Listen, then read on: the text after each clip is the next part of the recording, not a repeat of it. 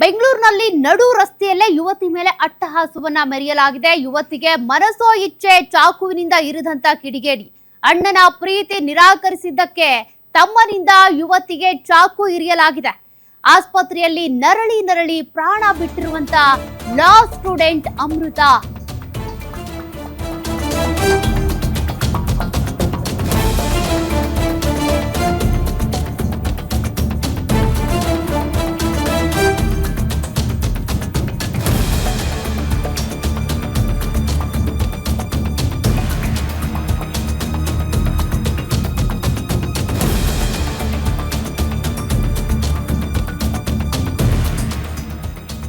ಅಣ್ಣನ ಪ್ರೀತಿಯನ್ನ ಯುವತಿ ನಿರಾಕರಿಸಿದ್ಲು ಅನ್ನೋ ಕಾರಣಕ್ಕೆ ತಮ್ಮ ಬಂದು ಕೊಲೆ ಮಾಡಿರುವಂತ ಘಟನೆ ಇದು.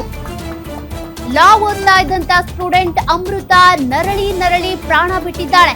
HAL ರಸ್ತೆಯ ಕೋಡಿಹಳ್ಳಿಯಲ್ಲಿ ನಡೆದಿದ್ದಂತ ಭೀಕರ ಘಟನೆ ಇದು.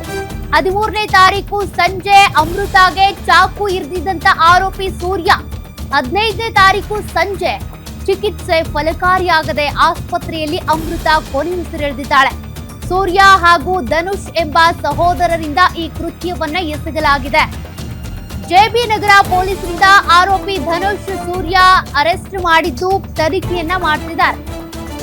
ಪ್ರೀತಿ ನಿರಾಕರಿಸಿದ್ಲು ಅನ್ನುವಂತ ಕಾರಣಕ್ಕೆ ಪಾಪ ಆಕೆಯನ್ನ ಕೊಲೆ ಮಾಡಿಬಿಟ್ಟಿದ್ದಾರೆ. ಅಣ್ಣ ತಮ್ಮ ಇಬ್ರು ಸೇರ್ಕೊಂಡು ಮಾಡಿರುವಂತ ಕೃತ್ಯ ಇದು.